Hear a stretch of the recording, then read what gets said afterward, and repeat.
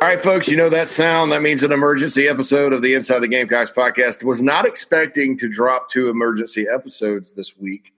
The first one, of course, was in reaction to the 2020 schedule. This is not as, I guess, joyful news. Actually, it's bad news. Any way you slice it. South Carolina freshman running back Marshawn Lloyd out for the season with a torn ACL, non-contact injury. He went to cut and his left knee ACL popped. So he's out for the season. And this is a big deal. Normally when it's a true freshman, you know, you're not kind of talking about things like this, but it is a huge deal in terms of, you know, what he brought to the table. I'm joined by Hale McGranahan of thebigspur.com. He's going to kind of go through this with us. And Hale, your initial reaction to the news today with Marshawn Lloyd being out? It's a little tough to process at this point, JC, because we're sitting there, as I say, we the media types who cover South Carolina are sitting there on our Zoom chats with some of the players for the first time. First time we've gotten to talk to players since the spring. So we're focused on that. And then all of a sudden the internet rumor mill starts swirling and it just kind of goes from there. And, you know, we're trying to bang out stories and get ready to talk to Mike Bobo, and USC puts out the official word, and then we're on Zoom with Bobo and T-Rob and doing all that. So I haven't even had a chance to sit down and think like, gosh, what does this actually mean for this team in 2020? And I mean, you look at Lloyd and him being a guy who was able to come in January. So he's, even though it's an abbreviated spring practice and not a normal off season, he was still able to go through some of those installs in the spring, get on the field with the new offensive system and get his feet wet a little bit and then come back and be ready to roll and pick up where they left off.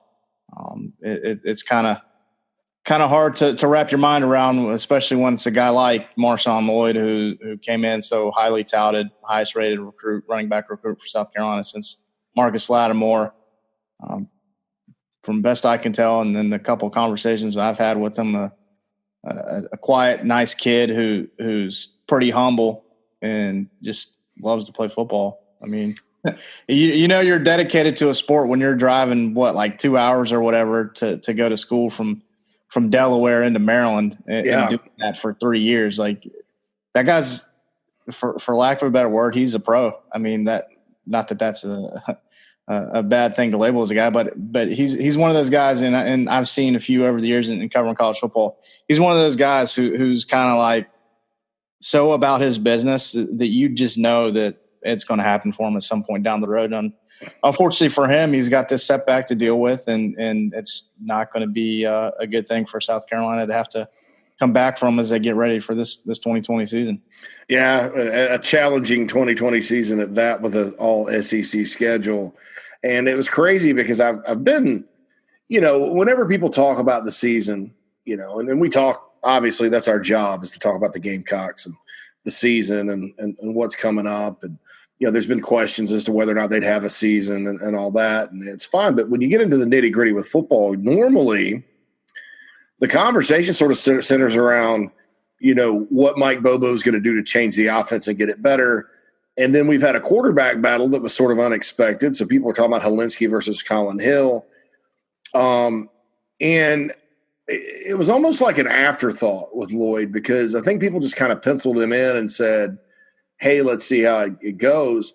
And then the further we got down the road and after, you know, they had because the kids have been back, players have been back on campus for a month now. And the more you heard, the more you were like, this guy could probably – he may not just be good, he may be great his freshman year. And people remember back to Marcus Lattimore. Marcus Lattimore walked into a situation where that was a maturing team with guys like Alshon Jeffrey at receiver, Stephen Garcia at quarterback, Torrey Gurley, and then a lot of future pros on defense. And he made such a difference that year. I'm convinced, you know, his addition and then Sean Elliott coming in there and getting the most out of that offensive line in 2010, that was the difference between being a 7-6 team and being a team that won the SEC East. And Marcus Lattimore made that kind of impact. Rarely in football do you see one guy make that kind of impact. But at running back, it's less rare than at other positions. Running back, receiver, corner, those guys can step in and make a big difference right away. And certainly with the way the run game's gone at South Carolina and the way the running back room too has been consistently banged up during the Muschamp era. I mean, I think Rico Dowdle is a talented guy. I thought Tyson Williams was talented. A.J. Turner had his moments and was talented. None of those guys could stay healthy. Even Tavian Feaster last year got banged up.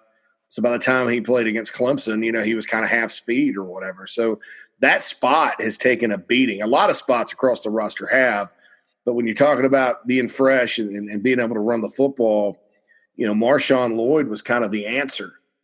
And now for this to happen, you got to go kind of down the list. And I think the Gamecocks, whereas with Lloyd's presence, Hale, and see if you agree with me or not, you think the running back room has taken a step forward as far as overall talent and ability to go out there and make yards. Well, now I think this throws it back into, a bunch of question marks. And it sounds crazy to say because Lloyd was a true freshman. But as time went on, the more he was at South Carolina, and then the more you went back and watched him his senior year at DeMatha, and I actually did that this week like an idiot, got excited, I thought, well, there's an answer right there. And this is a kid that's going to make some things happen. Now, it just seems like, you're back to question mark. Yeah, and when you look at the running back room just as a whole, it's a 4-man scholarship group right now when you take out Marshawn Lloyd. I mean, you got Sean Fenwick, Kevin Harris, 2 returning guys. Zaquandre White, JUCO transfer, Rashad Amos, true freshman. That's a very inexperienced room. I mean, not that Marshawn Lloyd added any experience to it, but when you're talking 4 scholarship guys who, and it being a 10-game season kind of helps, I guess, in what I'm about to say. But 4 scholarship guys, that's kind of light. And when you're looking at the kind of schedule that you're going to have to play that South Carolina's got with that grind of 10 straight league games with a bye week in the middle of it, I mean, there's going to come a point in time. It's just the odds are that they're going to have to probably look at who the hell else can play running back. Like there's bound to be somebody else who's going to miss some time for a bump or a bruise here, or heaven forbid something worse. So I don't know that there's probably going to be some conversations over at that football building today, if they haven't happened already, is all right, who can we get over there and start cross training? And I guess having a guy like Adam Prentice coming in, even though he's a fullback and not a running back, and not a guy you're going to want to hand the ball off to like 10 plus times a game, but who else besides him could they potentially count on, JC? You think if, worst comes to worst and they got to start looking at guys who could slide in to help over there? I mean, we've talked about DeCarrion Joyner playing receiver, and I think I've agreed that maybe running back is a spot that he could look at, and we're kind of coloring outside the lines here, but that's the conversation I think these coaches are going to have. They're going to have to talk about that a little bit. And you just, you kind of look up and down the roster. DeCarrion to me makes sense, but at the same time, it's – and look, running from scrimmage, the concern with the DeCarrion at receiver is playing receiver. That's a lot different. You're running routes. It's very nuanced. It's not like quarterback where he dropped back, made people miss, and went down the field. I think he's very elusive. He's got quick feet. He's big enough. I know John Whittle mentioned this last year, move Joyner to running back.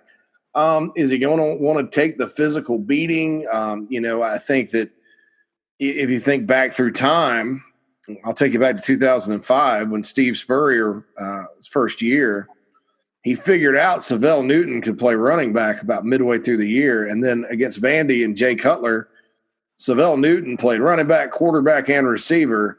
They're on to something. And then Newton, of course, ruptured his Achilles at the end of that game. And, that was kind of out the door. But, you think about guys like that, I think absolutely he could. Now, Savell was a guy, too, that naturally could go play other positions. He and Melvin Ingram probably are the 2 guys over time that I've seen at Carolina that I'm like, well, they could easily go play wherever. I mean, I don't know that you line up Melvin Ingram at free safety, but I know he wouldn't be as bad as most 290-pounders back there. Yeah. And I sure as heck would give him the ball at running back after, we saw that once against Georgia. But Savell could kind of naturally adapt. And I think by the time that happened in 2005, he had already been playing receiver or going back and forth between receiver and quarterback under Holtz, and receiver and quarterback a little bit under Spurrier. And so, he's probably used to it. Now, is Joyner a guy that could make that move? I don't know. And I certainly, maybe he's the emergency guy unless they have another injury. Maybe you have him take some reps there just in case. And then he plays at receiver or whatever. So I think that would be a guy. I think Rashad Amos now is kind of a guy that can come play. And I know Muschamp said everybody's going to have to play this year because, well, number one, there's no downside because everybody's going to get a red shirt, it seems, regardless. And number two, with COVID-19 and people possibly being out, you got to cross-train more than you used to, and you got to go play. If three of your guys have to sit because of COVID, you got to go play them. But even in a normal year, I believe that right now, if we were heading in and the Coastal game was coming up here in a couple of weeks, I still believe that, Amos now is on the clock and a guy that could see some action as a true freshman. Yeah, so I kind of got a little too far ahead of myself with this conversation and looking like that. But it's just kind of wild. I mean, you only have so many guys to work with when you have 85 scholarships, and you got to figure out the best way to distribute those by position. And, you got two guys coming back at running back, and you signed three. And one of those guys is a JUCO guy who was a big-time player coming out of high school, and Zaquandre White. I think for him, it's even you bring a JUCO guy in, and the expectation is like you better be ready. And I think this just kind of adds even more, I guess, pressure, if you want to call it, to him to get in gear and be ready to roll by September 26th or whatever that date is against Tennessee. So yeah, it's and you still got another 38 days worth of practice to navigate through before you even get there. So it's I'm sure there's a lot of uneasy folks over there at that building, and probably going to be some late nights these next few nights as this staff tries to figure out what the heck's going on. And I don't want to try to make this, sunshine and rainbows, because there's not any good way to spin it. But I mean, heck, at least it's 2 days into practice and not, 2 weeks before Tennessee comes to town. Yeah, the week of the game, that would suck. Zaquandre White, kind of watched his film, dug something up on him on YouTube the other day. Like him, I think he's a guy that needs blocking. Most backs need blocking, though. I think he's a guy that if you give him a hole, he's good. I like his physicality, running between the tackles. He does get his pad level low, and then when he breaks free, though, it ends up popping up a little bit. The guys that are kind of like that, it's the kid that played at Vanderbilt, Keyshawn Vaughn. Mm-hmm. Is that his name? Yeah. Transferred from Illinois, went to Vandy. He's that style of runner. And folks, I'm saying style. I'm not saying he's going to be that productive. That's style, though. He's that kind of runner. And then, I was encouraged to hear Mike Bobo say some good things about Deshaun Fenwick today, about him changing his body. I know in the spring they were very pleased with Fenwick and his progress. And, keep in mind, Deshaun Fenwick was a guy, 3-star guy, but the Gamecocks did beat Georgia and Texas on him. Georgia and Texas both wanted him out of high school. Now, I don't know if they were going to maybe play him because he was a good receiver at some sort of H-back role or what. I don't know that he could have walked in and been the starting tailback at Georgia as a freshman. But, he did have some big-time offers and was a guy that, they had to win a recruiting battle for. And, he's kind of the exception, Hale, rather than the rule, because most running backs, they're either ready to roll or they're not. And if they redshirt, that just means there's guys in front of them. But he had some things in this game they actually needed to technically work on. And if he's worked on it, he is a guy that, no matter who the competition has been, when he's gotten multiple carries in a game, he's gone over the century mark twice. Yeah. Well, Bobo told us today that he was their, offensive player of the day on Wednesday at practice. I mean, obviously you're only in helmets and shorts and T-shirts out there and not running in pads and trying to make guys miss and run through contact and all that. But, hey, something to build on as they get closer to put more pads on, which I guess they're going to put some shoulder pads on for Friday and work closer to the first full pad of practice on Monday. But, I mean, talking to Fenwick today, I mean, he's always been a really good interview and a guy that it sounds like he's got a good head on his shoulders. And as long as he's motivated and I think he's probably one of those guys that if you can just get him in the right direction, moving in the right direction, kind of from a preparation standpoint and buying in and all that stuff, that you could probably feel pretty good about it. And that might have been maybe part of his issues his first couple of years. There were just so many guys ahead of him, be Rico and Feaster coming in and AJ Turner, Mon Denson, whoever else, Tyson, that he just saw that and was like, well, I'm not playing anytime soon. Like, what the hell am I doing here? I'm just going to kind of coast and whatever. I think that sort of whatever kind of mentality, when that sets in for a guy, it can be kind of hard to get him out of it. And I think that, like you said, JC, when he's gotten his opportunities, I mean, he's clearly cut out for it. He's a gamer. But you gotta do more than just show up on a couple Saturdays out of the year. For coaches to be willing to give you an extended opportunity. Bigger back, had to learn how to run better between the tackles from what I was told when he got here. Because, like I said, in high school, they split him out wide a lot. Wasn't really, comfortable with the traditional two-back. And look, yeah, like when you got Rico Dowdle and Tyson Williams, or Rico Dowdle and Tavian Feaster ahead of you, and then they still, Mon Denson just basically outperformed him in practice and in games. And then, AJ Turner was kind of, the missing man last year. I think there should be an unsolved mysteries about what happened to AJ Turner last season.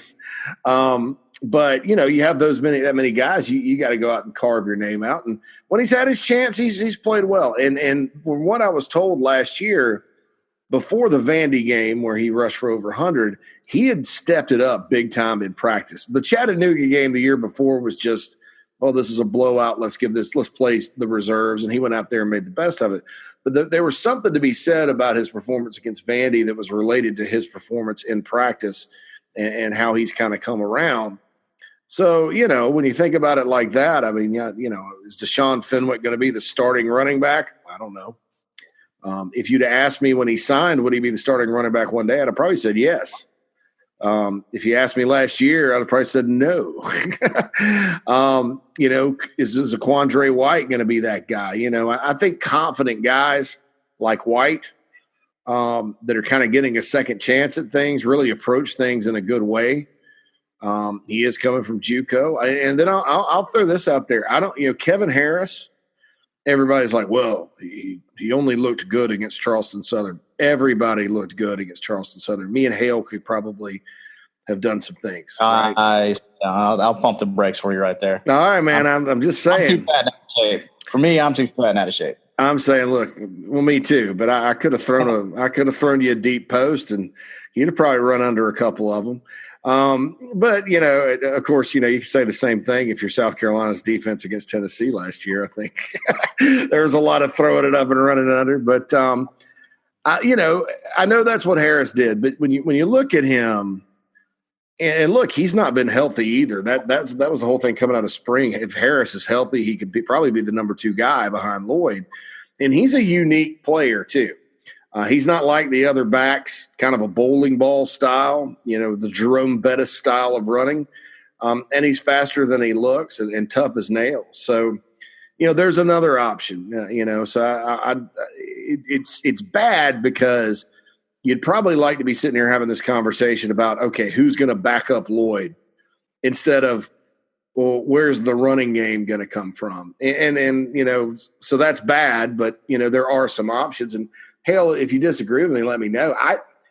I think regardless of who's playing running back, South Carolina's offensive line and Mike Bobo, hopefully, and I say hopefully because we've said this every offseason since the first year under Roper, Bobo has a more creative, diverse running game with more power runs and things like that. You got a big athletic offensive line coming back. And you mentioned Adam Prentice as a fullback and, multiple tight end sets and stuff like that. That does help your power run game when you have guys like that can open up holes. Yeah. I don't know. I kind of looked at the running back group like this, JC. Marshawn Lloyd was your every down, whatever the situation, you can count on him if he's, ready to roll. Mm-hmm. Whatever, short yardage, goal line, third down, passing game, whatever. Whereas, if that was the case and you have Kevin Harris who can come in and be that short yardage, goal line type of guy, Fenwick, who you mentioned earlier as a good pass catcher, he was a tremendous pass catcher coming out of high school. And you look back at some of these Colorado State teams that Bobo's had where he's got guys with, around running backs with around 30 catches at the end of the season. I thought he would be kind of maybe a third down type of back when you knew you were going to probably have to throw it.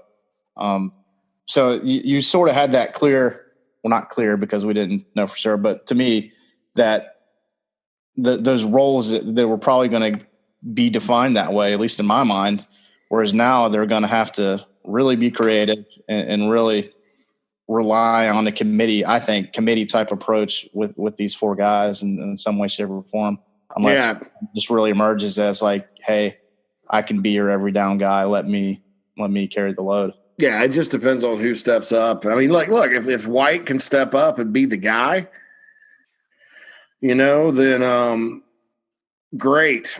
I mean, that's super. And then you use Harris and Fenwick in their roles. If for some reason Deshaun Fenwick, the light has really, really come on. And like you said, he was player of the day in practice, but the pads have not come on. And that's important for him. He had trouble running between the tackles early. So we got to see if he can do that at a higher level than he has. And you can't do that without the pads running on. I mean, like I said, me or you could go out there without pads. And if they're opening a hole, I'll run through it. Now, if we have pads on, you open a hole, I'm going to run through it and then probably stop and poop my pants or something because I'm going to get the crap knocked out of me. And that's a big difference. That's a big difference. Clint Haggard's come running off the sideline with a stretcher board. Yeah, there we go. You better get a big one for me. But, it's just one of those things where you got to see what's at pads. And that's what's unfortunate, too, is the way this injury went down. I think that it's almost good for Will Muschamp that this did not happen in a contact situation because then the criticism is, well, what the hell are you doing putting him in a contact situation even though he's a running back and it makes no sense to not have him get hit. But it's still, it's another injury, and that's something that's been far too familiar during Will Muschamp's entire coaching career at Florida and at South Carolina. And I don't know, we'll reevaluate the number of injuries at the end of the season and then talk about that. But I personally felt really bad for Will Muschamp that this happened today just because it's just like same old. It's like the football gods refuse to smile on any of his teams. Yeah, a lot of bad luck. Unfortunately, injuries are a part of this game, and I think Mike Bobo summed it up pretty well. I'm paraphrasing him here, but earlier this afternoon he said, unfortunately, he's not going to be the last guy who gets hurt this season. And, hopefully, like he said, there aren't too many more there this serious, but you know what? They're going to happen and probably be another significant one or two between now and the Tennessee game. That's just how it is. That's football. That is, man. That's football and just about any other sport. All right. Hale, appreciate you joining us today. This wraps up this emergency podcast, the injury of Marshawn Lloyd. Thank you guys for subscribing. Go to the iTunes store, rate it 5 stars, write a review. If you have a question for the mailbag, it's insidethegamecocks@gmail.com or